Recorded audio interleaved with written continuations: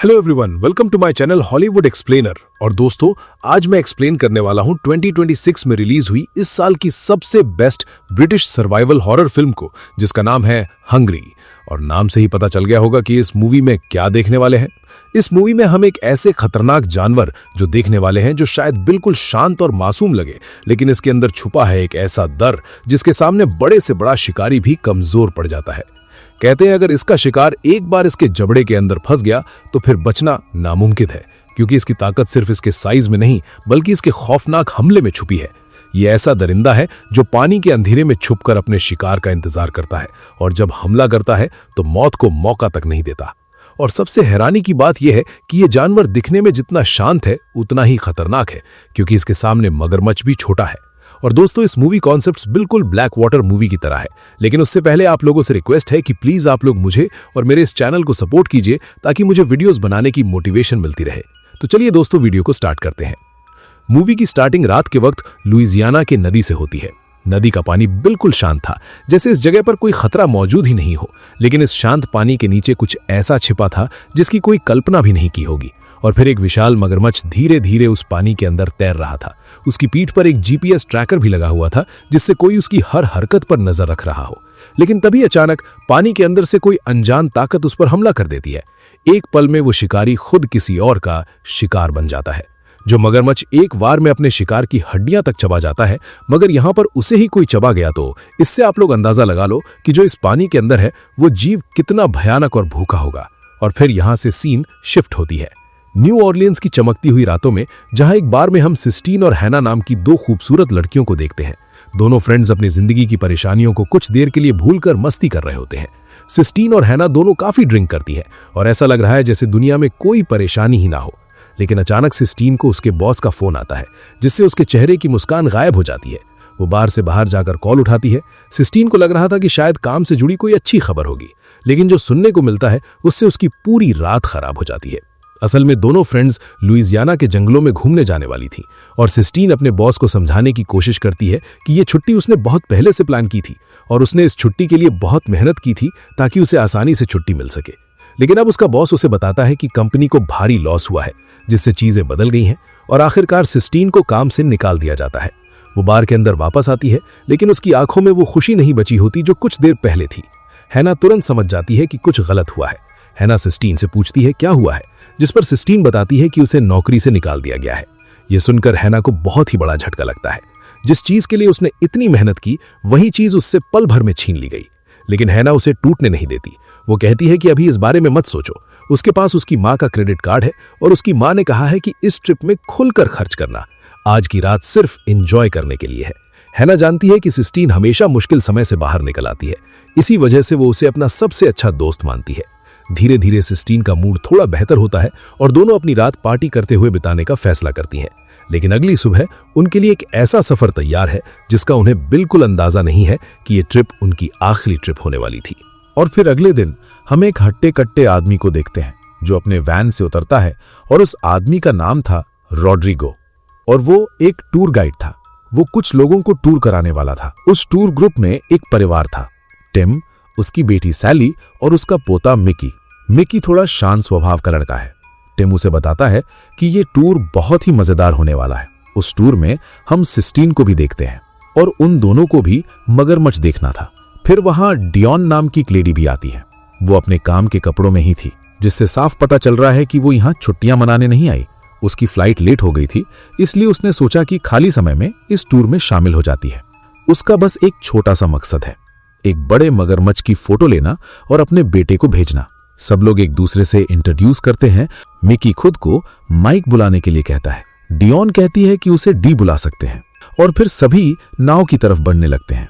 नदी के पास पहुंचकर रॉड्रिगो सबको बताता है कि थोड़ी देर बाद हम अपने सफर पर निकलेंगे, तब तक सब लोग आसपास घूम सकते हैं। वो खुद को सिर्फ गाइड नहीं बल्कि कप्तान कहना पसंद करता है। सब लोग पास की एक दुकान में जाते हैं जहां पुराने जानवरों की हड्डियां और कुछ चीजें रखी हुई थी। यहीं एक अजीब चीज सामने आती है। माइक और सैली एक कमरे में जाते हैं जहां कई जानवरों की खोपड़ियां रखी हुई थी। वहां एक बहुत बड़ा खोपड़ कांच के बॉक्स के अंदर रखा होता है। माइक सोचता है कि शायद ये किसी पुराने जमाने के खतरनाक जानवर का है। तभी दुकान का मालिक वॉकर आता है और बताता है कि ये किसी दानव का नहीं बल्कि हिप्पोपोटामस की खोपड़ी है। वो खुद एक शिकारी रह चुका है और कई साल पहले अफ्रीका में उसने इस जानवर का शिकार किया था। वो बताता है कि देखने में ये जानवर शांत लगते हैं, लेकिन असलियत में ये बेहद खतरनाक होते हैं। जब बात अपने बच्चों की आती है तो वो अपने बच्चे को बचाने के लिए अपनी जान तक दे सकती है। सिस्टीन और हैना भी वहां आती हैं। सिस्टीन कहती है कि हिप्पो तो प्यारे लगते हैं, लेकिन वॉकर एक डरावनी बात कहता है, ये सिर्फ तभी प्यारे लगते हैं जब ये मर चुके हों। ये बात सुनकर माहौल थोड़ा बदल जाता है। हैना तस्वीर लेने की परमिशन मांगती है, जिस पर वॉकर पैसे मांगता है और फिर वहां से चला जाता है। दूसरी तरफ रॉड्रिगो नाव तैयार कर रहा होता है। वो जीपीएस डिवाइस चेक करता है क्योंकि आज उसका मकसद है सभी को इलाके के सबसे बड़े मगरमच्छ से मिलवाना, जिसका नाम है बिग बेन। एक ऐसा मगरमच्छ जिसकी लंबाई 12 फीट से भी ज्यादा बताई जाती है। धीरे धीरे सभी लोग नाव में बैठते हैं। माइक और सिस्टीन की बातचीत शुरू होती है। दोनों एक दूसरे में दिलचस्पी लेने लगते हैं। डियोन अपने बच्चों को मैसेज कर रही होती है, लेकिन उसे कोई जवाब नहीं मिलता। वो आखिर में सिर्फ एक मैसेज भेजती है, मैं तुमसे प्यार करती हूं। शायद उसे भी नहीं पता कि आने वाले वक्त में उसे अपने बच्चों तक वापस पहुंचने के लिए कैसी लड़ाई लड़नी पड़ेगी। रॉड्रिगो सभी को सावधान करता है। वो कहता है कि हाथ, पैर और कैमरा नाव के बाहर मत निकालना, क्योंकि मगरमच्छ हमेशा चेतावनी देकर हमला नहीं करते। सब लोग हंसते हैं, सभी आपस में हंसी मजाक करते हैं। उन्हें लगता है ये बस एक रोमांचक टूर है, लेकिन जिस चीज को देखने के लिए ये लोग आए हैं वही चीज अब धीरे धीरे उनकी तरफ बढ़ रही है और उन्हें बिल्कुल भी अंदाजा नहीं था कि इस शांत दलदल के अंदर उनका सबसे बड़ा डर उनका इंतजार कर रहा है। उसके बाद नाव आगे बढ़ती है। चारों तरफ पानी, पेड़ और एक अजीब सी खामोशी फैली हुई थी। बाहर से ये जगह बहुत ही खूबसूरत लग रही थी, लेकिन कोई नहीं जानता था कि इसी खूबसूरती के पीछे एक भयानक आदमखोर जानवर छिपा हुआ है। माइक और सिस्टीन तस्वीरें लेते हैं। कुछ देर के लिए ऐसा लगता है जैसे ये एक परफेक्ट छुट्टी है। रॉड्रिगो सभी लोगों को इलाके के बारे में बता रहा होता है। वो कहता है कि यहाँ रहने वाले मगरमच्छ आमतौर पर इंसानों से दूर रहते हैं, लेकिन इसका मतलब ये नहीं कि वे खतरनाक नहीं है। वो सबको फिर से चेतावनी देता है कि कोई भी अपना हाथ या पैर पानी के अंदर नहीं डालेगा। सभी लोग उसकी बात सुनते हैं, लेकिन किसी को भी अंदाजा नहीं था कि कुछ ही समय बाद ये चेतावनी उनकी जिंदगी बचाने वाली होगी। नाव एक जगह रुक जाती है और सभी लोग उत्साहित होकर पानी की तरफ देखने लगते हैं कि शायद उन्हें कोई मगरमच्छ दिख जाए। लेकिन रॉड्रिगो की नजर लगातार अपनी जीपीएस डिवाइस पर होती है। वो किसी खास चीज को ढूंढ रहा है, बिग बेन, वही विशाल मगरमच्छ जिसके बारे में उसने सबको बताया था। डिवाइस पर सिग्नल दिखाता है कि बिग बेन आसपास कहीं है। रॉड्रिगो मुस्कुराता है क्योंकि उसे लगता है कि आज उसके मेहमानों को जिंदगी की सबसे बड़ी तस्वीर मिलने वाली है। वो नाव को धीरे धीरे उस जगह की तरफ ले जाता है और नाव एक शांत जगह पर रुकती है। सब लोग इंतजार करने लगते हैं और डायन अपने फोन से फोटो लेने के लिए तैयार थी, क्योंकि वो अपने बेटे को दिखाना चाहती थी कि उसने क्या देखा। लेकिन अचानक माहौल बदलने लगता है। कुछ देर बाद रॉड्रिगो नदी के पानी में मांस के एक टुकड़े को फेंकता है, लेकिन उन सभी को उस पानी में कुछ भी नहीं दिखता है। तब सभी उदास होकर आगे बढ़ जाते हैं, मगर रॉड्रिगो की नजर अभी भी अपने जीपीएस डिवाइस पर होती है। वो देखता है कि बिग बेन यानी कि वो विशाल मगरमच्छ एक जगह स्थिर है। ये देखकर रॉड्रिगो को बहुत ही अजीब लगता है और जब वो अपनी बोट लेकर वहां पहुंचता है तो वहां के नजारे को देखकर उन सभी की सांसें थम जाती हैं, क्योंकि किसी ने उस विशाल मगरमच्छ के 2 टुकड़े कर चुका था। एक ऐसा शिकारी जिससे इंसान क्या जानवर तक डरते हैं, लेकिन वही शिकारी किसी और का शिकार बन चुका था। ये देखकर रॉड्रिगो पूरी तरह से डर जाता है और नाव को स्टार्ट कर वहां से भागने लगता है। लेकिन अचानक पानी के अंदर से एक जबरदस्त ताकत नाव को रोक देता है। सभी लोग पूरी तरह से डर जाते हैं और फिर एकदम से कोई अनजान ताकत बोट को पलटने लगता है। रॉड्रिगो नाव संभालने की कोशिश करता है। वो सबको शांत रहने को कहता है, क्योंकि जिस ताकत ने नाव को हिलाया था वो किसी बहुत बड़े शिकारी की ताकत थी। और फिर वो अनजान ताकत उस बोट को पलट देता है। टिम सभी को जल्दी से पानी से बाहर निकलने को कहता है। सभी लोग किसी तरह तैरकर उल्टे हुए बोट के ऊपर चढ़ जाते हैं। टिम पानी में तैरते हुए डियोन के पास जाता है और ठीक उसके पीछे पानी के अंदर से एक बहुत बड़ा बुलबुला निकलता है, यानी कि वो चीज उसके पीछे थी। और ऐसा होते देख उसकी बेटी सैली देख लेती है। वो जल्दी से अपने पिता को बोट के ऊपर आने को कहती है और डियोन किसी तरह एक पेड़ के ऊपर चढ़ जाती है। और तभी वो सभी नोटिस करते हैं कि रॉड्रिगो वहां नहीं था। सभी लोग पूरी तरह से डर चुके थे, क्योंकि एक वही था जो उन सभी को वहां से जिंदा बाहर निकाल सकता था। और फिर इतने में रॉड्रिगो पानी के अंदर से बाहर निकलता है और उसके शरीर से निकलता खून नदी के पानी को लाल कर रहा था। वो किसी तरह जख्मी हालत में तैरते हुए बोट तक पहुंचता है। सभी लोग उसे खींचकर पानी से बाहर निकालते हैं। उसके उठते ही पानी के अंदर छुपा वो क्रीचर उस बोट को धक्का देकर उस बोट पर उठे हुए लोगों को फिर से पानी में गिराने की कोशिश करने लगता है। लेकिन उन सभी की किस्मत अच्छी थी, क्योंकि उन सभी के पीछे कुछ पेड़ थे, जिसकी वजह से उनकी बोट पलटने से बच जाती है।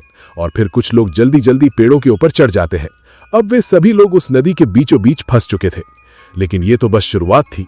इन लोगों को तो पता नहीं था कि अब यहां से जिंदा बचकर जाना नामुमकिन है। दूसरी तरफ रॉड्रिगो की हालत बहुत ही खराब थी।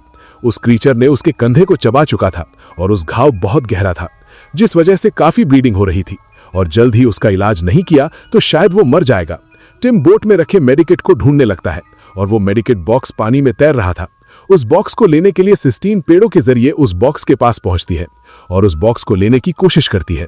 और हम पानी के अंदर उसी क्रीचर की परछाई को देखते हैं जो उन सभी के आसपास घूम रहा था। सिस्टीन किसी तरह उस बॉक्स को लेकर उसे टिम की तरफ फेंक देती है।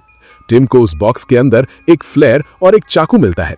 टिम उस फ्लेयर को जलाकर चाकू को पूरा गर्म करता है और सैली उस गर्म चाकू को रॉड्रिगो के जख्मों पर रख देती है ताकि ब्लीडिंग होना बंद हो जाए, क्योंकि सैली एक नर्स थी और वो ये काम आसानी से कर लेती है। लेकिन ऐसा करने से रॉड्रिगो दर्द के कारण बेहोश हो जाता है। कुछ घंटों बाद जब रॉड्रिगो को होश आता है तो वो सैली को बताता है कि उसने अपना लास्ट लोकेशन अपने बॉस के पास भेज चुका है और वो हमें ढूंढने के लिए जरूर आएंगे। लेकिन इसमें कितना वक्त लगने वाला था ये किसी को पता नहीं था। इसीलिए टीम सभी लोगों को जरूरत का सामान इकट्ठा करने के लिए बोलता है, जिस पर उन्हें एक बॉक्स में पानी की कुछ बोतलें मिलती हैं। सभी लोग पानी पीते हैं, जिससे उन लोगों को थोड़ी राहत मिलती है। लेकिन तभी माइक को पानी के अंदर हलचल दिखता है और वो चीज काफी स्पीड से इन्हीं की तरफ आ रहा था। इसीलिए टिम जल्दी से सभी लोगों को पेड़ के ऊपर जाने को कहता है। पेड़ के ऊपर चढ़ते वक्त सैली का बैलेंस बिगड़ जाता है और वो सीधा पानी में गिरती है। वो काफी डरी हुई थी, क्योंकि पानी में गिरना सीधे मौत के मुंह में जाना था। वो एक पेड़ को पकड़कर पानी के बीच में थी। ये देखकर सिस्टीन सैली को बचाने के लिए नदी के पानी में कूद जाती है। उसे सहारा देकर एक हाथ से तैरते हुए उसे बोट के पास लेकर आती है। टिम जल्दी से इन दोनों को खींचकर बोट के ऊपर लाते हैं। लेकिन तभी हैना को पानी के अंदर कुछ दिखाई देता है जो पूरी ताकत से इन लोगों की तरफ आ रहा था। ये देखकर हैना सिस्टीन को आवाज लगाती है, लेकिन वो कुछ समझ पाती उससे पहले ही वो चीज अपनी पूरी ताकत से जिस पेड़ पर हैना थी वो चीज उसी पेड़ को टक्कर मारता है, जिस वजह से हैना पानी में गिर जाती है। हैना एक पेड़ पर चढ़ने की कोशिश करती है, लेकिन उसका हाथ फिसलकर पानी में गिर जाती है। सिस्टीन अपने दोस्त को बचाने के लिए जल्दी से पेड़ पर चढ़कर उसके पास जाने लगती है, लेकिन हैना टिम के काफी करीब था। वो हैना को बचाने के लिए जल्दी से पानी में उतर जाता है और वो जल्दी से हैना को अपनी तरफ आने को कहता है। लेकिन तभी अचानक से वो चीज टिम को पानी के अंदर खींच लेती है, जिसकी वजह से मौके पर ही टिम की मौत हो जाती है और उसके शरीर से निकलता खून पूरे पानी को रेड कर देता है। ये देखकर सबकी जान निकल जाती है, जो ऑलमोस्ट सबकी जाएगी ही। ये देखकर उसकी बेटी पूरे सदमे में चली जाती है। सिस्टीन जल्दी से पेड़ के सहारे अपने दोस्त का हाथ पकड़कर उसे ऊपर खींचने की कोशिश करती है, लेकिन हैना काफी भारी थी, जिस वजह से उसकी हाथ की हड्डी घसक जाती है और वो उसे ऊपर खींच नहीं पाती। तब वो जल्दी से पास की ही एक पेड़ पर चढ़ने की कोशिश करने लगती है। ऑलमोस्ट वो पेड़ के ऊपर चढ़ चुकी थी, लेकिन अचानक से वो जानवर पानी के अंदर से बाहर निकलकर हैना पर हमला कर उसे पानी के अंदर लेकर के चली जाता है और हैना भी उस आदमखोर के भूख का खाना बन जाती है और सभी देखते ही रह जाते हैं। 2 लोगों की मौत हो चुकी थी और इसी तरह धीरे धीरे रात हो जाती है। दूसरी तरफ हम रॉड्रिगो के बॉस को देखते हैं। वो रॉड्रिगो को लेकर परेशान था, क्योंकि वो लौटकर अभी तक वापस नहीं आया था। इसलिए वो अपने एक साथी से कहता है कि वो नदी में जाकर थोड़ा आसपास चेक कराए, लेकिन इसके बदले में वो आदमी उससे कुछ एक्स्ट्रा पैसे मांगता है, जिस वजह से वो खुद चेक करने का फैसला करता है। वो अपने पास कुछ जरूरत का सामान लेकर गन और बेहोश करने वाली डांट लेता है और बोट में बैठकर जंगल की तरफ निकल पड़ता है। दूसरी तरफ हम सिस्टीन को देखते हैं। उसके बाजुओं में बहुत ज्यादा दर्द हो रहा था, क्योंकि हैना को ऊपर खींचते वक्त उसके हाथ की हड्डी घसक चुकी थी। ये बात जब सैली को पता चलता है तो वो उसके हाथों को ठीक करने के लिए उसके पास जाती है, क्योंकि वो एक नर्स थी। वो उसके हाथों को पकड़कर उसके इधर उधर करती है, जिससे उसका हाथ बिल्कुल सही जगह पर बैठ जाता है, जिससे उसको थोड़ा राहत मिलती है और उसके हाथ का दर्द भी कम हो जाता है। इसके बाद सिस्टीन रॉड्रिगो के पास जाकर के उसे थोड़ा बहुत पानी पिलाती है और तब रॉड्रिगो इन्हें बोट के चारों तरफ आग जलाने के लिए बोलता है। अगर ये लोग अपने चारों तरफ आग जला देंगे तो शायद वो जानवर इनके पास ना आए, क्योंकि हर प्राणी आग से डरता है। और फिर वो उन्हें बताता है कि उसने बोट के अंदर एक लॉकर के अंदर उसका फोन रखा हुआ है और अगर वो अभी भी सही सलामत होगा तो उसकी मदद से वो अपना लोकेशन अपने बॉस वॉकर तक भेज सकता है। और तब माइकी बोट के चारों तरफ पेट्रोल डालकर पानी में आग लगा देता है। अब सबसे बड़ी बात यह थी कि पानी में कौन उतरने वाला था। सभी ने अपने आंखों के सामने दो लोगों को बड़ी ही बेरहमी से मरते हुए देखा था, लेकिन सिस्टीन हिम्मत दिखाती है और वो पानी उतरने का फैसला करती है। रॉड्रिगो उसे लॉकर की चाबी देता है जहां पर उसने फोन को रखा था। इसके बाद वो पानी में उतरकर बोट के नीचे जाती है, जहां पर उसे हैना की आधी लाश मिलती है। यह देखकर सिस्टीन पूरी तरह से डर जाती है, लेकिन वो अपने डर पर काबू कर उस जगह को ढूंढने लगती है। वो जगह एक तिजोरी के जैसा था। सिस्टीन को जब वो जगह दिखाई देती है तब वो चाबी की मदद से उसे खोलती है और अंदर रखे फोन को लेकर पानी से बाहर निकलकर उस फोन को रॉड्रिगो के हाथ में देती है। रॉड्रिगो उस फोन को ऑन करने की कोशिश करता है, लेकिन शायद पानी में भीगने की वजह से वो फोन चालू नहीं हो रहा था। ये देख रॉड्रिगो बैटरी को बाहर निकालकर उसकी थोड़ी सी सफाई करता है। थोड़ा सा सूखने के बाद वो फोन ऑन हो जाता है। इसके बाद वो अपनी लाइव लोकेशन अपने बॉस के पास भेज देता है। इस तरह से वॉकर को उसके लोकेशन के बारे में पता चल जाता है। वो अपनी बोट को घुमाकर उनकी तरफ आने लगता है। कुछ ही समय में वॉकर अपनी बोट को लेकर के उन लोगों के पास पहुंच जाता है। उसे देखकर सभी को जीने की एक उम्मीद दिखाई देती है। सभी लोग बहुत खुश हो जाते हैं। रॉड्रिगो की ऐसी हालत को देखकर वॉकर घबरा जाता है। वॉकर उससे उसकी ऐसी हालत की वजह पूछता है। तब रॉड्रिगो अपने बॉस को बताता है कि पानी के अंदर एक आदमखोर हिप्पो है। ये सुनकर वॉकर को यकीन नहीं होता, क्योंकि उसका मानना है कि हिप्पो ऐसा बिल्कुल नहीं कर सकते, क्योंकि हिप्पो एक शांत जीव है। जिसके बाद वॉकर उन सभी लोगों को अपने बोट में बैठाता है और इन्हें यहां से लेकर के जाने लगता है। लेकिन उसी समय अचानक से डायना काफी गुस्सा हो जाती है, क्योंकि उसका कहना था कि जो कुछ भी इन लोगों के साथ में हुआ है सब उसी की वजह से हुआ है। से डायोन अभी पूरी भड़ास रॉड्रिगो पर निकालने लगती है। डायोन को रोकने के लिए जब उसके पास माइक जाता है तो गलती से माइक को धक्का लगने के कारण पानी में गिर जाता है, और ठीक उसी समय माइक के पीछे वली बड़ा सा आदमखोर हिप्पो आ जाता है, जिसे देख सभी की सांसें रुक जाती हैं और फिर वो हिप्पो उस पर हमला कर उसे कच्चा चबा जाता है। ये देखकर सैली फूट फूट कर रोने लगती है, क्योंकि अभी तक तो उसने सिर्फ अपने पिता को खोया था, लेकिन अब उसने अपने बेटे को भी खो दिया था। इतने बड़े हिप्पो को देख के वॉकर समझ जाता है कि यहां से जिंदा निकलना नामुमकिन है, क्योंकि उस आदमखोर हिप्पो के मुंह में इंसानी मांस का स्वाद लग चुका है। इसीलिए वो सबको बोट से नीचे उतारता है और सबको दोबारा से पेड़ पर चढ़ने को कहता है, और फिर वो एक गन निकालता है उस हिप्पो का शिकार करने के लिए। वॉकर के पास कुछ नशीली दवाइयां थी जिससे वो हिप्पो को बेहोश कर सकता था। वो जानता था कि वो हिप्पो उन लोगों को जिंदा नहीं छोड़ेगा, इसीलिए वो सबसे पहले उस हिप्पो का शिकार करने के लिए प्लान बनाता है।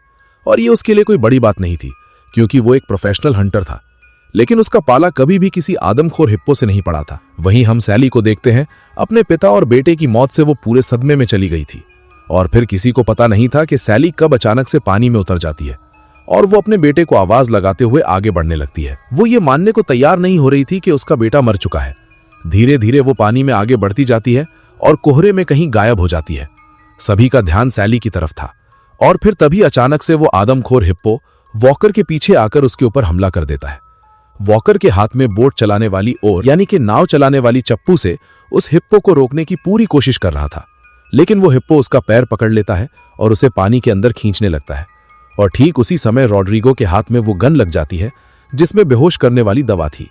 रॉड्रिगो बड़ी मुश्किल से उस गन को उठाता है और निशाना लगाकर हिप्पो को शूट कर देता है। उसकी बॉडी पर डॉट लगने की वजह से वो वॉकर को छोड़कर पानी के अंदर भाग जाता है। अच्छी बात यह थी कि वॉकर जिंदा बच गया था। वॉकर किसी तरह तैरकर पानी से बाहर निकल जाता है और रॉड्रिगो को आवाज लगाता है, लेकिन इलाज न होने के कारण रॉड्रिगो मर चुका था। और तब वॉकर सिस्टीन और डॉइन को हिप्पो का ध्यान भटकाने के लिए बोलता है ताकि वो किसी तरह पानी में तैरकर बोट तक पहुंच सके। इसके बाद सिस्टीन और डॉइन नीचे जाकर के पानी में आवाज करने लगते हैं। इस बीच वॉकर मौका देखकर जैसे ही पानी में थोड़ा उतरता है, अचानक से वो हिप्पो पानी से बाहर निकलकर उसके सामने खड़ा हो जाता है। अपनी मौत को सामने देखकर उसके पैर कांपने लगते हैं। हिप्पो के हमला करने से पहले वो पानी के बाहर निकलकर पेड़ के पीछे भागकर चला आता है। वो हिप्पो उस पर हमला करता है, मगर पेड़ के कारण वो हिप्पो उस तक पहुंच नहीं पाता है। और फिर वॉकर अपने पास रखे फ्लेयर को हिप्पो के मुंह पर जला देता है, जिसकी वजह से उस हिप्पो का ध्यान भटक जाता है। इस दौरान सिस्टीन को मौका मिल जाता है। वो तुरंत पानी के अंदर चली जाती है। वॉकर ने अभी भी उसका ध्यान भटका रखा था और इधर सिस्टीन जल्दी से बोट के ऊपर चली जाती है। कुछ समय के बाद हिप्पो भी वहां से भाग जाता है। अच्छी बात ये थी कि वॉकर अभी भी जिंदा था। इसके बाद सभी लोग जल्दी से जाकर के बोट में बैठ जाते हैं और यहाँ से निकलने लगते हैं।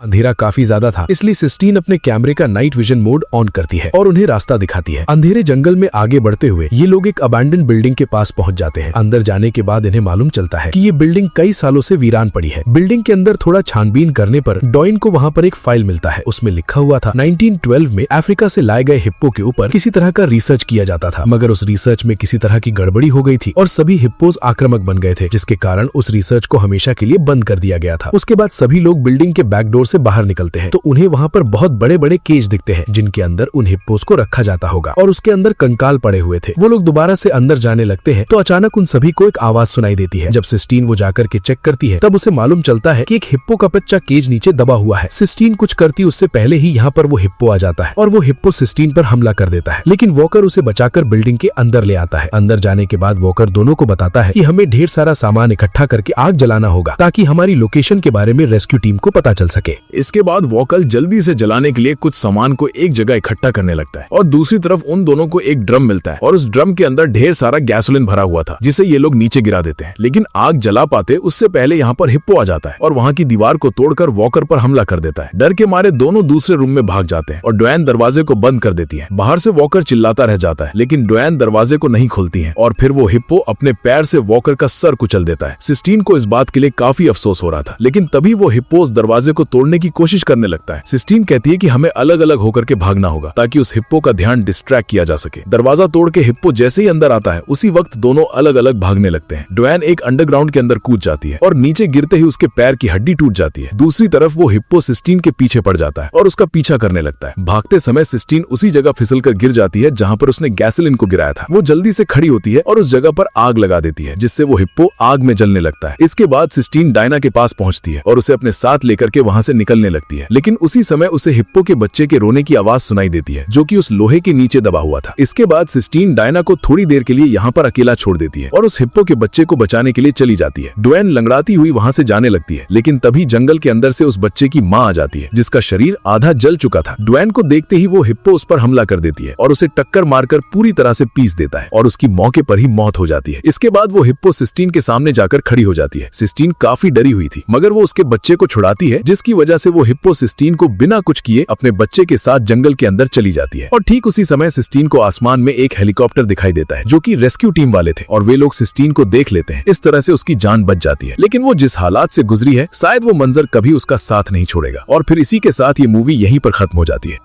तो दोस्तों ये था हंग्री मूवी का एक्सप्लेनेशन। मेरे हिसाब से दोस्तों इस मूवी में थोड़ा वीक पॉइंट है, जैसे कि इस मूवी में हमें हिप्पो के बैकग्राउंड के बारे में कुछ नहीं बताया गया। आखिर वो हिप्पो आदमखोर कैसे बने, उनके ऊपर ऐसा क्या किया गया जिससे कि वो इतने आक्रामक बन गए, इंसानों से इतनी नफरत हो गई कि इंसानों को ही मार कर खाने लगे। इसके बारे में अगर थोड़ी बैक स्टोरी दिखा देते तो मेरे हिसाब से ये मूवी पूरी परफेक्ट हो जाती। आपको क्या लगता है कमेंट्स करके जरूर बताना। मूवी का एक्सप्लेनेशन अगर पसंद आया हो तो वीडियो को लाइक और चैनल को सब्सक्राइब कर बेल नोटिफिकेशन को ऑल पर सेट कर लो, ताकि दोस्तों मैं ऐसी कोई भी मूवी का एक्सप्लेनेशन लाऊं तो सबसे पहले नोटिफिकेशन आप तक पहुंचे। तो चलिए दोस्तों मिलते हैं ऐसे ही किसी दूसरी इंटरेस्टिंग वीडियो में।